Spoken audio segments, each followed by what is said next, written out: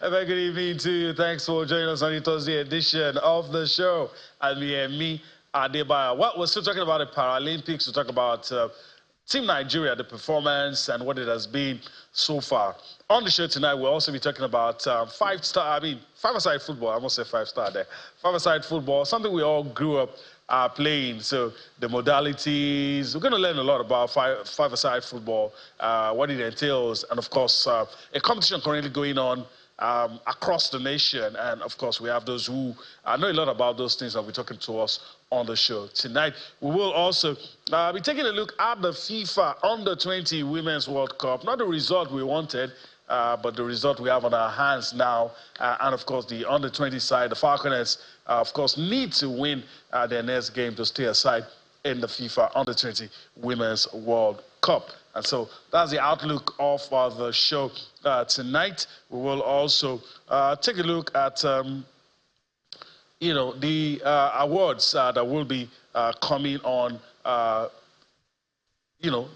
talking about the Ballon d'Or Award, and also, let me not forget the Betsy Obaseki football tournament. Also, the Super Eagles. So there's a lot lined up for the show tonight. Hopefully, we'll be able to touch base with everything. So I urge you to sit back, relax, as we take you on this ride. Of course, Arman Osino Konakman is in Paris. He'll be filling us in with what is going on with Team Nigeria at the Paralympics right there in Paris. So when it's time, we'll bring him in, but just not yet. All right, so let's quickly go across and, of course, take my seat and introduce you to our guest who's with me in the Lagos studio for the first segment of the show tonight. I talked about five-a-side football, and that's what we're starting with on the show tonight. All right, so let me just quickly introduce Olumide Aturi. Joins me on the show tonight. Olumide, good to see you. Thanks for finding time to be with me on the show tonight. Thank you so much for having me. I'm excited. All right, I'm excited as well. Five-a-side, one of our guests who will be coming on shortly, Bolu, was saying, these are things we all grew up doing without knowing the rudiments, knowing that there are basics to it, not even knowing that there's a structure to it as well. So I'm going to ask you, how did you get into five-a-side football? I know you're the coordinator of the five-star Premier League. Yes. So how did you get into it? Did you start by playing football, or did you get in through the official, becoming an official? I mean, how did it all start? Okay, thank you so much for the question. First of all, football is passion for me. I played while growing up, and then it got to a point where we started seeing opportunities, especially for five-a-side. I mean, digressing also to seven-a-side. So it's easier for a group of friends to come together and form football teams. And then also, football players who are talented, especially from the grassroots, there are not a lot of them in the Super Eagles or the other tiers of football. So we decided to take it up a notch and then put a proper structure to it where the chunk of people who could not have opportunities to play can also have a chance with five-a-side. And then from there will now be a pilot scheme where they can be showcased. So gradually over the past 5, 6, 7 years, we've been able to create a proper structure, a platform that can showcase all of these players, and some of them are now playing abroad. So it's more of like a getaway to the professional angle. And some said, like you said, an outlet for passion. You now have some who are maybe part-time footballers, some who know, my leave period is around this time. Exactly. Gather some friends. Yes. Some of them already keeping fit, looking towards that period when the competitions. But I'm a bit surprised to hear that some of them are even able to take it a step further, going abroad with five-a-side. Yeah, even there's another player, Onuche. He played in the Under-20, was last year, and then he's currently playing with Tunisia. A Tunisia football club as well. So some also in Slovenia, some also in Croatia. So it's been a situation where we needed to package these players, showcase them in the media, do great videos that can attract scouts and agents. And so five-a-side doesn't actually restrict you. Doesn't mean you can't play the regular. Exactly. Most of them also still play the 11-a-side football. So most of the football teams now have teams for five-a-side, teams for seven-a-side, and that's where the long-term analysis comes in, where it can be year in, year out. All right. I know you've been almost everywhere in this country with this five-a-side. You're just done with Abuja, and now you're in Lagos. 16 teams currently battling it out. So what's it been like? Oh, it's been tough. Going from one region to the other, and then, like you said, we're in Lagos. I mean, great artistry on the pitch so far, and then we're just looking for one team from each region. Then we now gather them to the national finals. In the previous years, we've played in Ibadan, played in Lagos, but this time around, we're going to Abuja, October 12th. Yes. Okay, so after Lagos, where next? We're going to Kaduna, then Kwara. All of them this month and next month. Wow. Yeah. So every team plays how many matches? Okay, so so there are two different groups for 16 teams. So we'll place them in 8 teams per group. For example, in Lagos, there is the mainland conference, there is the highland conference. So the top 4 gets into the next level, and then we get to the last batch. So it's really a tough process to get to that level so that we can get the best from each region.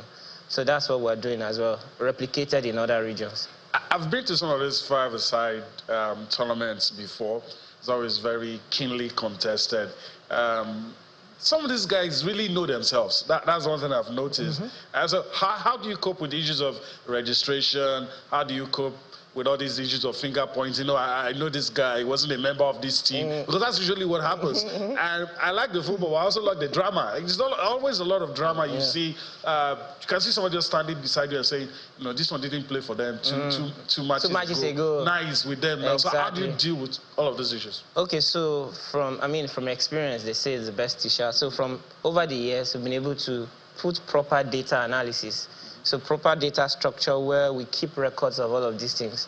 And then that's why we're partnered with a data software called all of these things are the results, the fixtures, everything, so you can verify who is playing, who has played, who has not played. We also have transfer windows as well. So I remember last year we had a player sold for like 200,000 naira. So within Nigeria? Within the league. Okay, all right. Probably just one more question for you before we let you go.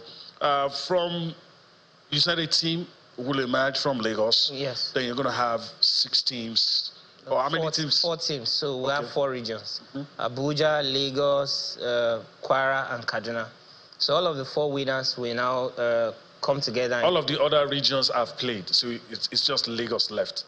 Lagos, Kaduna, and Kwara left. We're almost done with Lagos. Then we move to Kaduna and Kwara. They're playing simultaneously. Then we get all of those winners together. So it's too late for me to gather my friends and register? Next season. Has to be next season. Yes. Okay, so what should we be expecting as we let you go? What should we be expecting for the final, for the grand final? Yeah. Is there anything that's going to be done differently from what we're seeing in Lagos now and what has been done in other places? To be honest with you, it's just still the same football. I mean, now in a more competitive structure, because there's a whooping cash prize to be won, where everybody now wants to be on their toes to make sure they win that. That's number 1. Then number 2, there are a lot of agent scouts who are also looking forward to that final day. They know that they will have accumulated the best players together, so they have to come and see for themselves. And it's also going to be live streamed. Maybe a blend of music, entertainment as well, to just make the whole atmosphere fun fair. So I think that's major things. And we're also looking forward to see that these players are using this opportunity to also live their dreams. All right. Yeah. I guess that's a good place to leave it. Olumide Aturu, we want to thank you so much for your time and wish you all the best thank you. in all that you do. All right, we need to take a quick time out. When we do that, we'll come back and we'll still be on to Sports Tonight, talking about all the things happening in your fast-paced, money-spinning world of sports. We'll take that time out and we'll come back for more on Sports Tonight.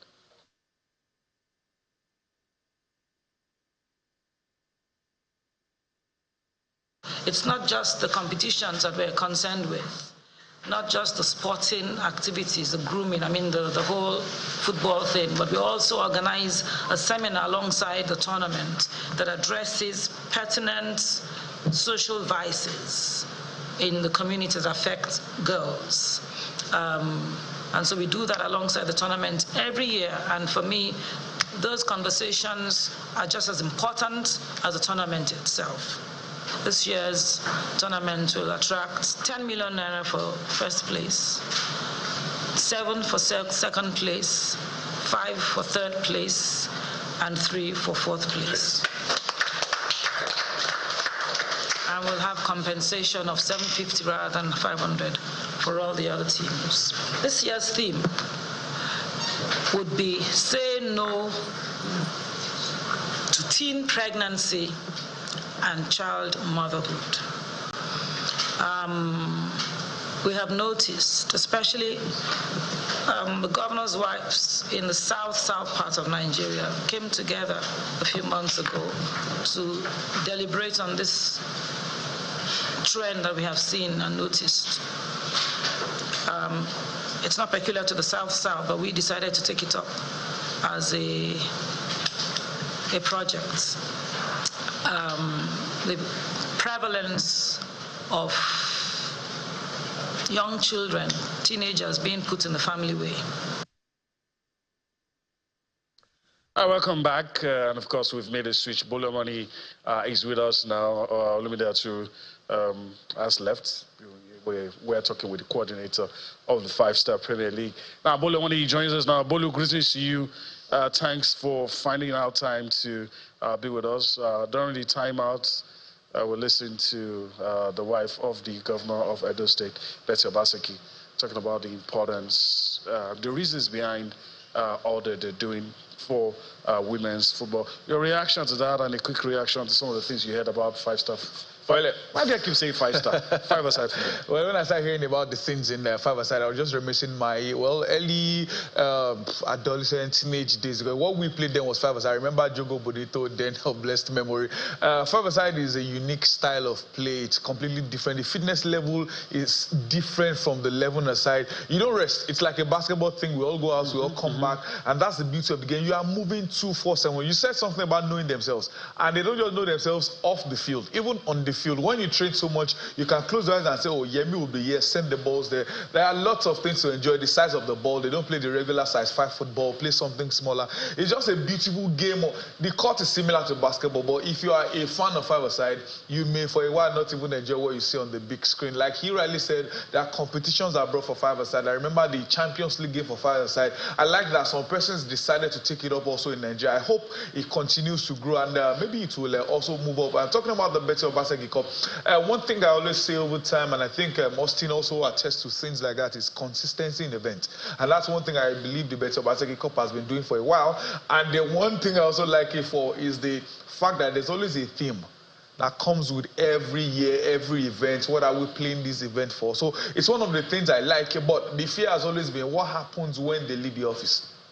Will the events continue? But at least they are still in the office for now. And I like that they've been doing it over the years and it still continues for now. Hopefully, this year also brings us something better than we've seen before. Yeah, and of course, talking about teams and all that, the special one for this year is that foreign teams will join.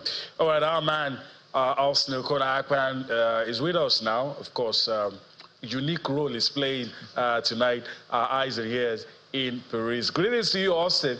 Thanks for finding time to be with us on the show. Not easy, but it's appreciated.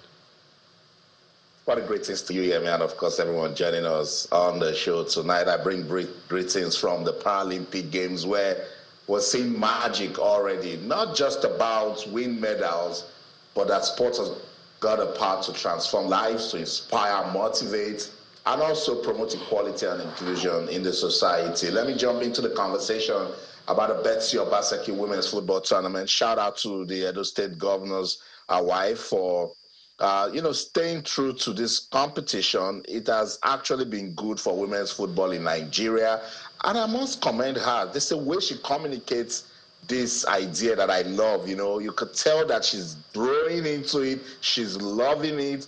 The way they go about the planning, try to de-emphasize winning and the prize money, but talk about, the themes. I like the one for this year. Say no to teen pregnancy and child motherhood.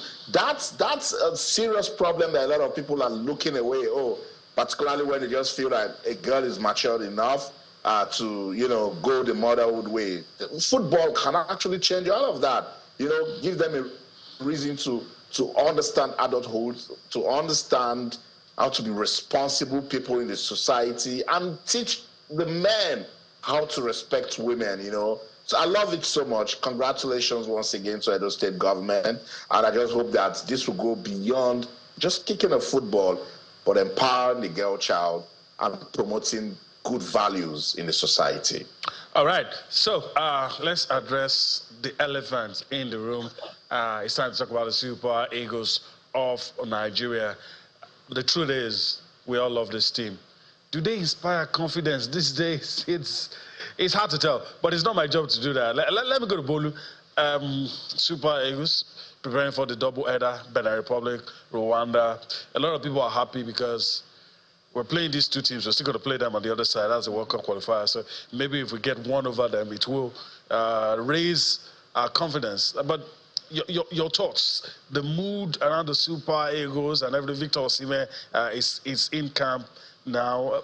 A whole lot of issues. I don't know where to start from. Well, it's similar to what we said when Bruno Labbadia was appointed. It's think of the good, the bad, and the ugly. The truth is, one thing I've been complaining about for a very long time, and it feels like change is not going to happen, is the timing players come to camp. People give various excuses for them coming late, but I don't see any that is legit enough for you not to come. Firstly, camp opened on Monday. I don't think there's any reason why, even Monday evening, you're already late. Some players came in Monday, some came in Tuesday. Okoye and Iheanacho, especially those two, they always come late every time. It's now becoming something annoying that when you talk about it, feels like, do they owe you anything? They come late regularly. They came in on Wednesday. Osimhen came in today, and I'm sure if he doesn't get to play on Saturday, some person will start complaining about he's the biggest boy, he's the African best player. And they say, okay, when to sign in Turkey. I said to myself, I've seen player transfers where the players were in a different country where they did the medical.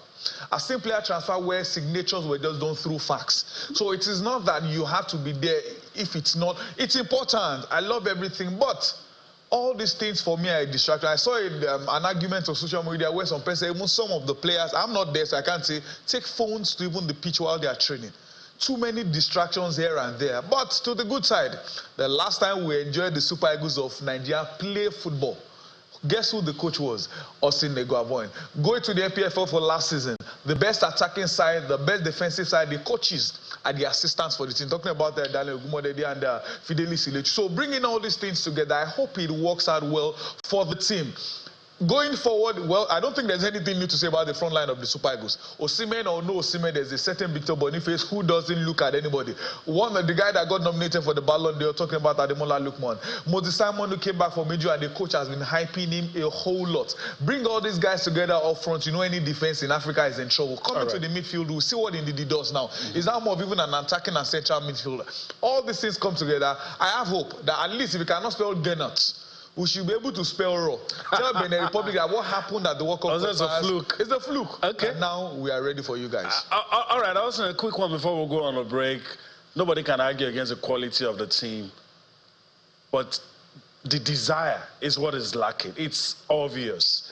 I could go into other issues about issues of discipline, issues of whether or not any indigenous manager can be respected by this bunch. A lot of people don't like to address that fact, but it's something we have to deal with. But do you think these guys can find their desire? They can, and they should, particularly if they take a look at where we are with our football at the moment. No excuses, I've always said it, and I've charged this team, go prove that you are the giants of Africa. Go show that you were unlucky not to win the AFCON. Go and tell the fans that you're still sad that you couldn't qualify for the Qatar 2022 FIFA World Cup. Show workings, show hunger, show desire, show patriotism. Show that, look, we cannot be shaking when we are playing Benin Republic. But give them some respect because football in Africa is changing. Respect Rwanda, but beat them silly when you get on the pitch. Look at what happened in Ghana today. Angola defeated Ghana, and the fans went berserk because they can't understand it. That Ghana, with what we've been talking about, you can't beat Angola at home. But football is changing.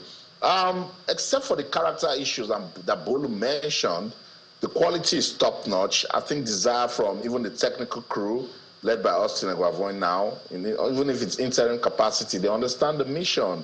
So we're seeing this conditioning, we're seeing this preparation. We can tell that there's good team bonding. We see these guys whenever they come to camp, they show it. So it's when they get into that field, I don't just know what happens. Particularly this whole thing of either they concede first or even when they score, they must score them again. So if they can just eradicate those problems, start winning qualifying games. That's the least thing you can do. Win qualifiers, and let's start talking about how to get prepared for, the main competition. Sports Tonight on Channels Television. Let's go on this quick break. When we come back, there's still so much more to talk about, so don't go anywhere. Stay with us.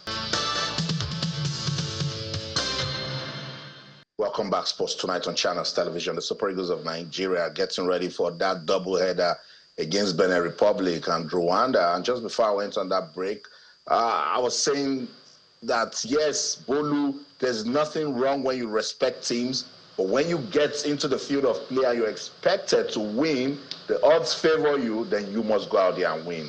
That's the basic thing. That's what it's supposed to be. Look at what Pep Guardiola said there after the international break. He said, now preseason is over. And I'm saying to myself, guys, you won all the games. Your striker has scored 7 goals, and you still call it preseason. We respect them. I remember when they thrashed the team 9-0 in the cup. Second leg, he still started on the super. And he said something, respect them. But when you see the chances score, let them know you can't play with them. Many teams on the continent now feel Super Eagles were giants of Africa. We can go toe with them. See what happened in the game against Benin Republic. The Super Eagles of Nigeria scored first.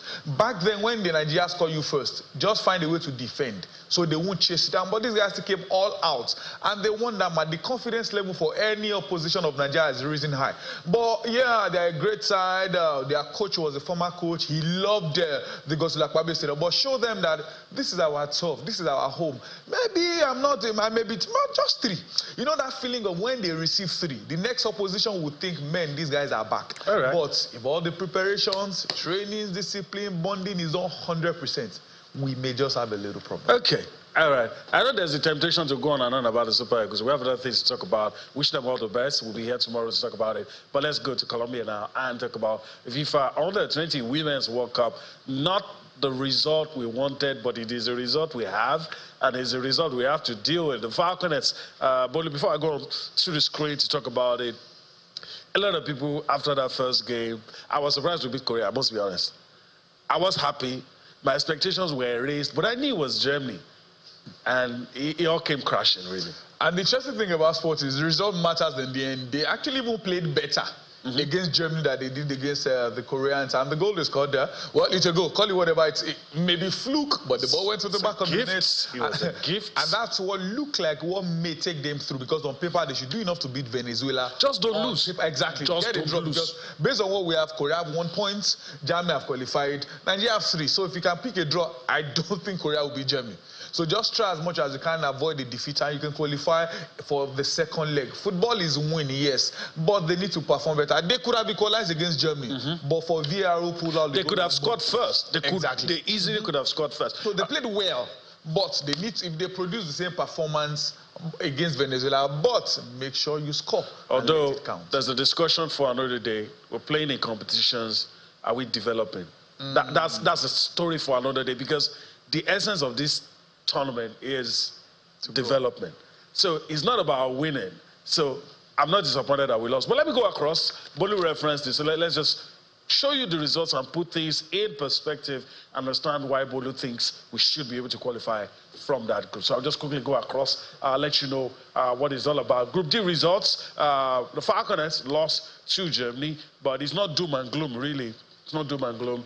the Falconers still have their destiny in their own hands with this result. The Whipping Girls of the group, Venezuela, they'll be playing against us, so hopefully they don't get to lose in that one. Before the tournament, I thought that's going to be our only 3 points, but now we have 3 points before that. So this is what Group D looks like. The Germans are true. By any stretch of imagination, they're true. Goal difference is 5.6. So Nigeria, 3 points minus 1. Korea, same goal difference, but of course we have more points. All right. So also your thoughts on this one quickly. I was waxing lyrical on Tuesday about the fact that I was surprised we defeated Korea, and my expectations were going high. But it came crashing when we lost.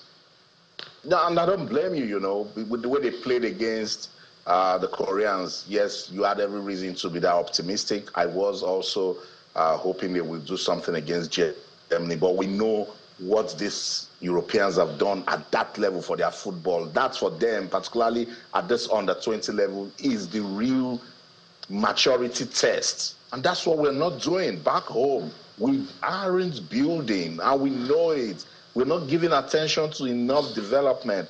But that said, on the pitch, I've been advocating for, if you create chances, take it, particularly in football, because you will ruin those chances. The Falconers got an opportunity. If only Chiamaka had rounded off the goalkeeper properly, scored that goal, then would have been saying a different thing. But that said, it's okay. They won the first game, lost the second game. The third game against Venezuela on Saturday in Cali, go out there, win, and advance to the next stage. That's it. All right, go out there, win, advance to the next stage. All right, let's leave Colombia now and go to where Austin currently is now and talk about, of course, the Paralympics. Well, we're going to do that after taking a breather, and of course, we'll come back after to look at what's happening in Paris.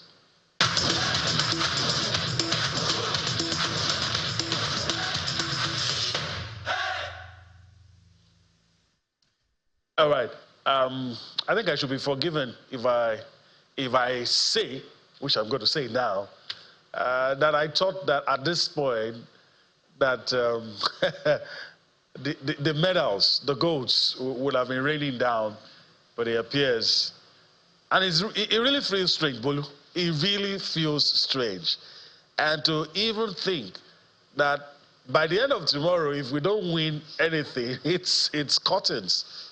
It's really scary. Well, where we get most of our medals from, especially gold medals, when the powerlifting started, and it started already yesterday, Wednesday, picked up the silver, even though that was a competition indeed. For tournament record broken, unfortunately, Esther couldn't win the gold there. But I thought today others would come in there. Maybe they're waiting till tomorrow. But at least, like I tell people, Olympics, it went dry and came back dry. At least so far, so good. These ones have 2 medals, and I believe they can still do well. The man I'm really rooting for us to be Mogunkunle Isha, who surprisingly has made it to the semi-finals. Many thought after the first round he was going to be eliminated from the competition, but he moved on steadily in the quarterfinal. He played someone who was there. Thomas, who has defeated him twice before. He still did well to come from a game down to win that. So I'm still hopeful for these guys in the next round. But if for whatever reason it ends like this, and I see insulting or abusive comment, oh, me and those people wear same trousers, but it just shows growth. I remember, it was on Channel Sports tonight where Agumbiade, the para table tennis guy, said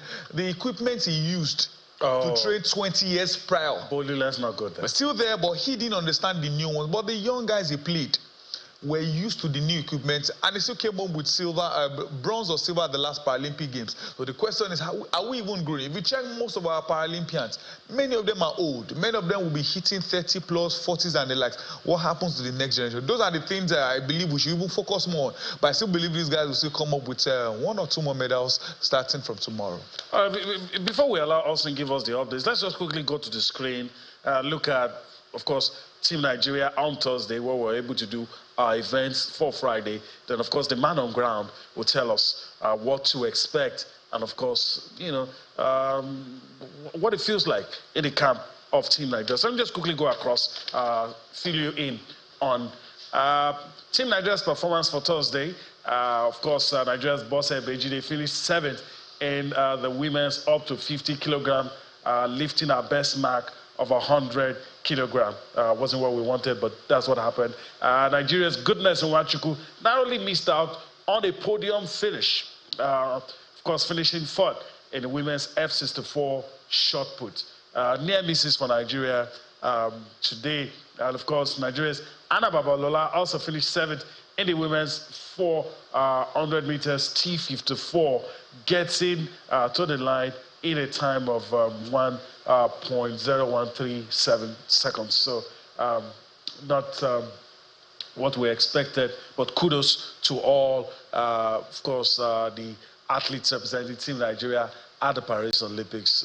We know that they put in a good shift. So these are what happened today. These are the things that highlight of the things that happened today. So let's look at things to expect tomorrow. And well, it must happen tomorrow. It surely must happen, because if it doesn't, well, I don't know. Powerlifting, like Bolu said, that is where we expected that it was going to be a clean sweep. It hasn't turned out to be a clean sweep, but there's still hope. So, the women's up to 61 kilogram final Oyechi mark. So we'll see what happens with her. Women's up to 67 kilogram, Lucy Ejike, of course, very familiar name, 67, up to 67 kilogram final. Then in the men's high jump, T64, Okechukwu Abraham is the name everyone's looking at for medal. So Team Nigeria events for Friday. All right, let's go to the man who is right there in Paris, of course, filling us with A-swingers, hosting. How should our expectations be for tomorrow? Yemi, be expectant. Stay calm.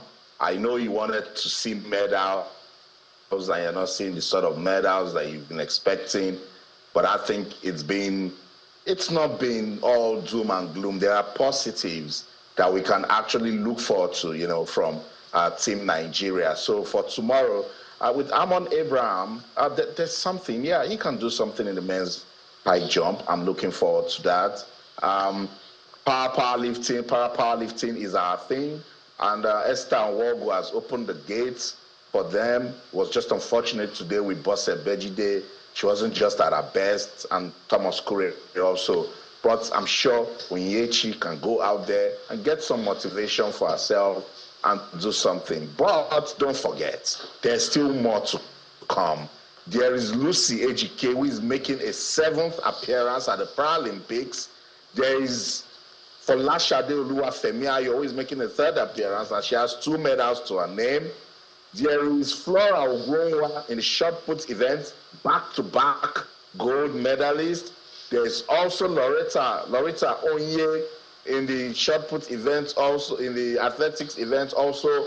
There is Issa Ogunkunle, who everybody is talking about now at the games because he can just go on to do something in para table tennis. So all hopes are not lost, If you look at some of the players that are yet to come out, there's Bose Omolayo also with powerlifting. So let's just keep, wishing them all the best. If we start talking about the issues now that is affecting their performances, then we will not end the show. Today, I went to the Games Village, entered room to room. Hello, knocked on the door. This is Austin, sat down. And let me use pidgin. My ears don't full. In English, it is my ears are filled. I heard so much today, and I'm saying, when are things going to change in Nigeria? I just hope it happens in our lifetime. But then again, let's wish them all the best.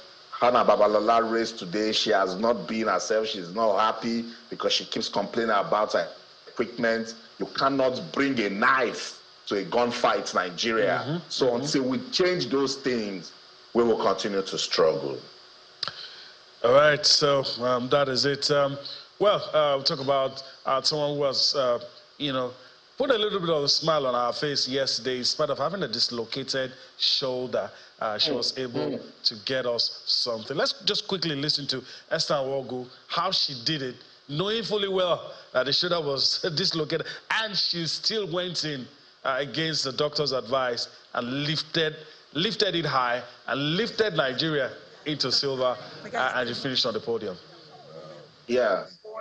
So actually, what I had in mind before coming here was to break the world record and go back home with a gold medal. But 2 days ago, something terrible really happened that I broke my shoulder, and according to MRI, they said I have a crack in bone. So everybody thought I wouldn't have made it. Although I've never doubted myself, because I know this is fight to finish. So even while I was going, my spirit told me we died there. So that was the spirit I went there with. How prepared were you for this? I was very, very prepared, because I've already broken my personal record and the world record before the incident happened.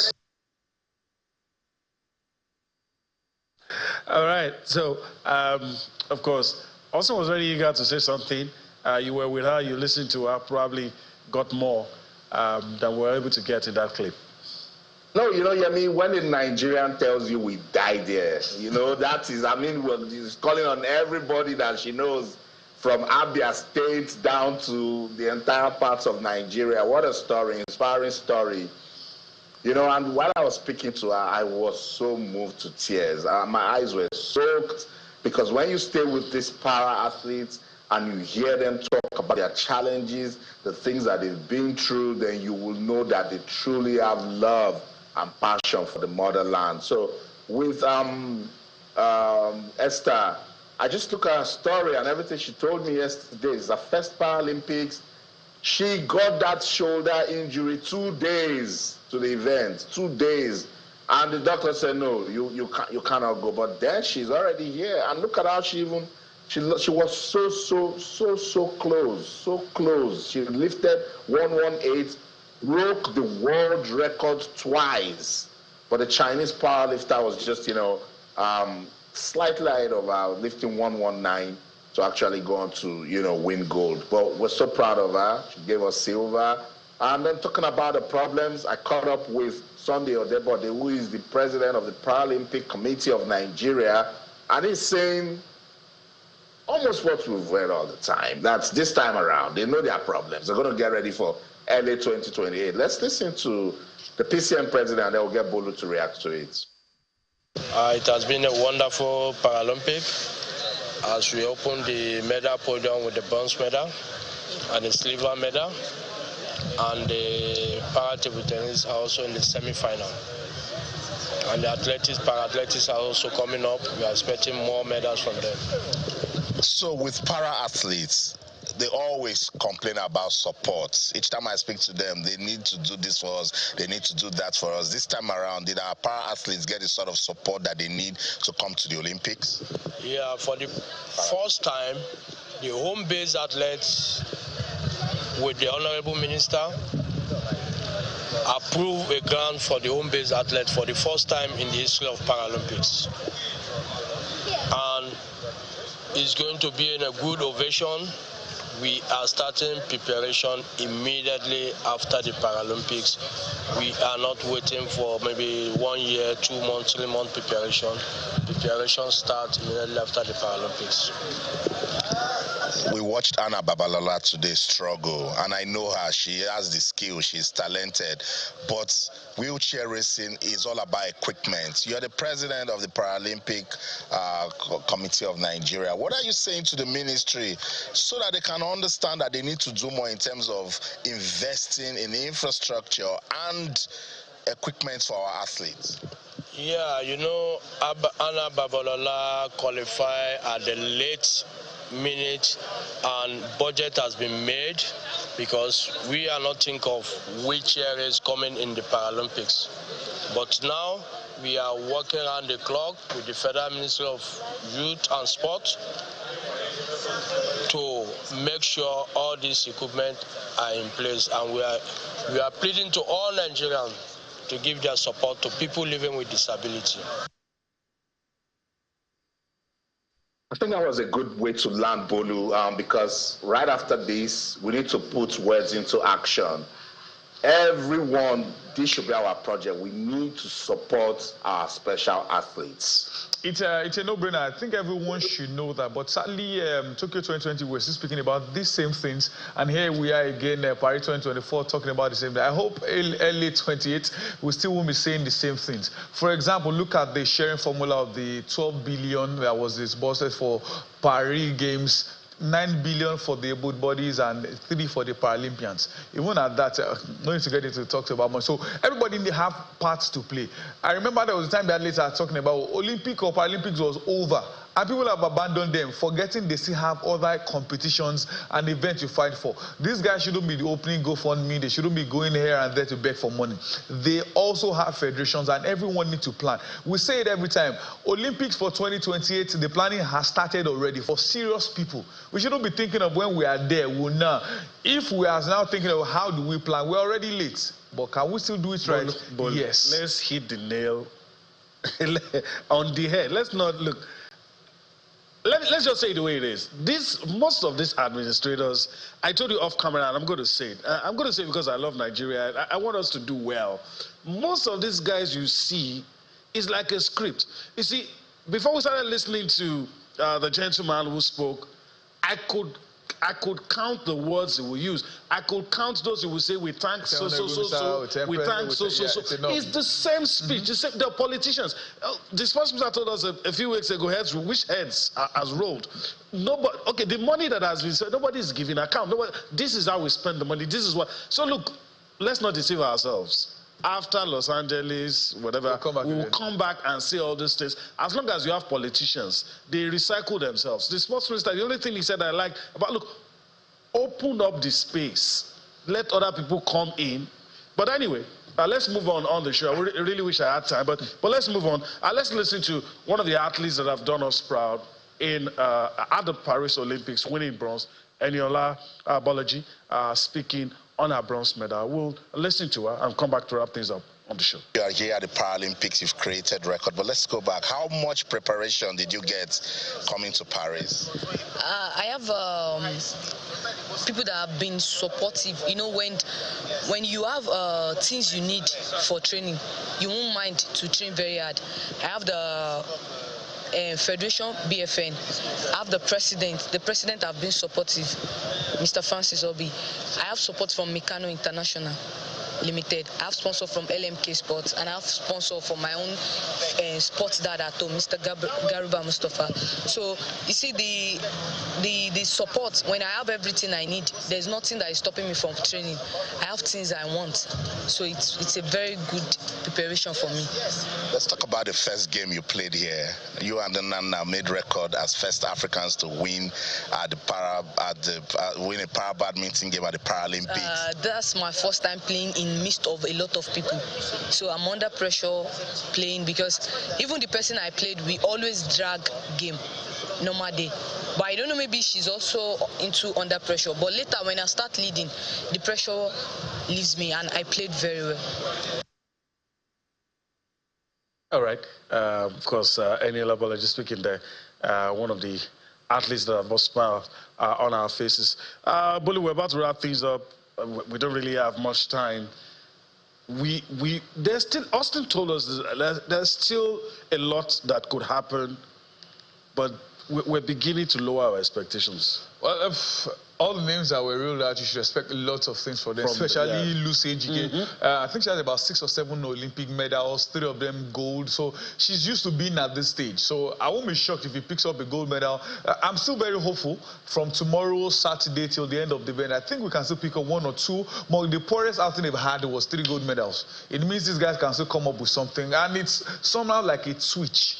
When it gets going for you and it feels like, what are these guys doing? I just opens up in the competition. So hopefully we come back with more medals as we expected. And like we said, we continue from there. Not, oh, they brought on the medals. We welcome them in batches. Some in Abuja, some in Lagos, do Panana at the airport. What next?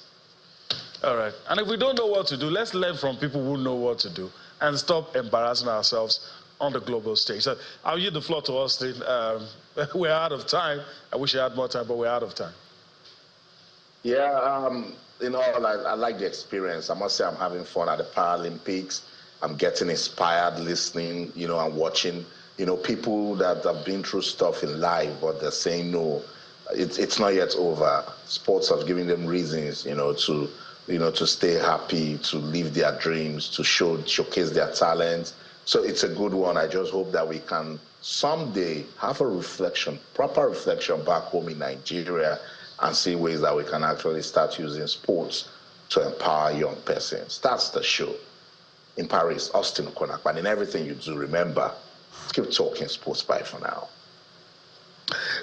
All right, I guess we need to end this segment properly. So let me take a breather. We end this segment, and of course, we'll wrap things up on the show tonight.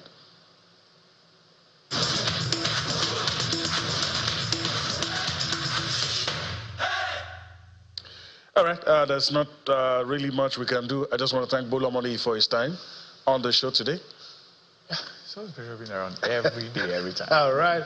Hopefully we'll have more smiles next time. All right, that's the show. But before we let you go, we'll leave you highlights from the Paralympics. We bid you to enjoy the rest of your day. Still one more edition before the week runs out. And we'll be here to do just that, all for you tomorrow. I'm Yemi Adebayo. Bye-bye now.